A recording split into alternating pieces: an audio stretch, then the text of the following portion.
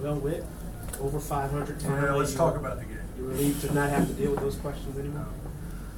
I don't worry about that.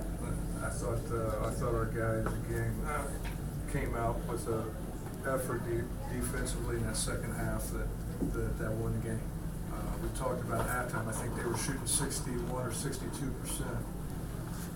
And I told them, I said, listen, guys, they made shots. What we can't do, hey, stay with it. All right, let's turn it up a notch. Whichever team's going to come out and start getting stops, is going to win the game.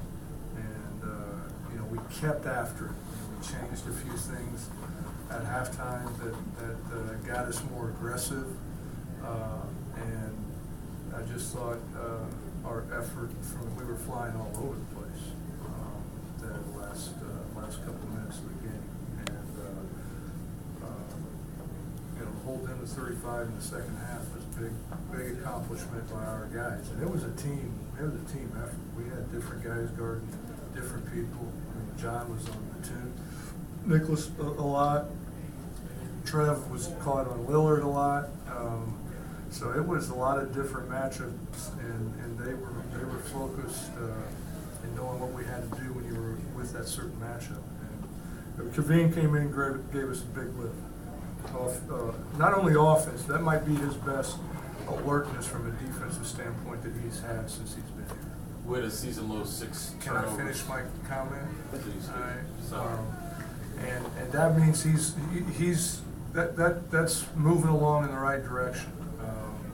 I'm more impressed what he did from a defensive standpoint, and coming up with 4 assists, and we know he can score down on that on the low post. So and then when we're moving the ball, that's when we're at our best. Again, we had I think 3 or 4 different guys down the stretch that made a basket.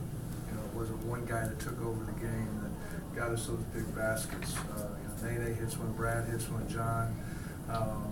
And that's playing the game, taking what the defense gives you, and not getting into a situation, no matter what, that I'm going to try to get a shot up there. I think 22 assists and 6 turnovers. Okay, now what? Season low 6 turnovers. Just talk about the Well, I mean, that's maximizing huge for possessions. us. I mean, that's huge.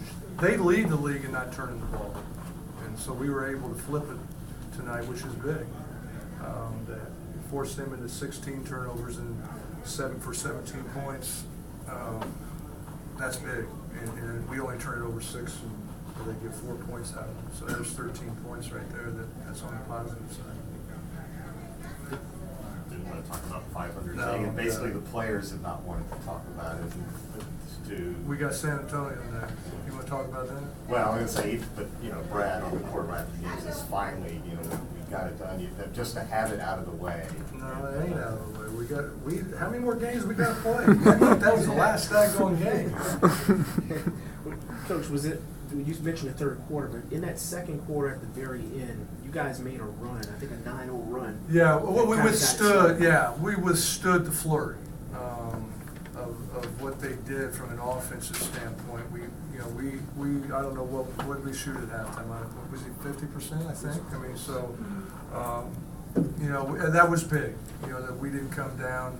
When you usually get to this team, give up 61% shooting, they're going to be up 10, 12, 15 points, and to be up one, well, that was a bonus, no question. You guys have moved up the defensive efficiency rankings a lot in the past few weeks. What's changed? Nothing. Effort, focus. That's the main thing. It's 5 guys on the floor. Really, our communication's gotten so much better on the floor. That's been big. I think more than nothing new that we're doing. Our philosophies and concepts are the same. It's just we're communicating it more. There's no surprises. Guys are talking ahead of time, whether it's a pick and roll or a screen away. I think that's the biggest thing. Do you think the level of opposition, I know it doesn't matter to you, every team is almost pretty much the same, but the level of opposition you guys have been playing lately has forced them to focus more and keep that I level hope up? not. I think we got to, we got to learn to be a good basketball team. You got to do this every night. Doesn't matter who you're playing. Because you know what? been proven over and over time, and I'll be long dead and gone, and it's still going to be proven over and over that in this league, any team can beat you. There's NBA players on both teams, and you've got to come out each. It's hard winning in this league. I don't care who you're playing. And once you figure that out, all right, and then understand that you come with an effort and energy every night, you're going to win a majority of your games. That's how you get over the hump. Well, I mean, from the standpoint of, obviously, you can't be a winning team until you start to have a record that's a winning record. That's a hell of a point. So along those lines, at least from that standpoint, is at least not. Unless you know something I don't. No, but I mean, at least from that standpoint, isn't that significant? No, it's more significant. I mean, and I'm being honest. You guys know I don't blow smoke to you guys. I tell you, and I don't worry about the record. I really don't. I worry about our mental capacity. Are we focused each night? And if you do that, if you focus the majority of the time, it's proven you're going to win. And so I really don't. I mean, it's great we won again. All right? And it's great that we're 24 and 23 now. But I don't want them to focus on a number. I want them to focus on the act of why you're 24 and 23. And that's where you keep it going. That's where you get on a run. I want this team to get on a run. They haven't ever been on a run where you run off games. All right? And you get to, that's how you do it. Each and every night, same way. We're not changing. We're playing one way. This way's the way we got to play. And that's when you get, to be able to really take off. That's what I want, really.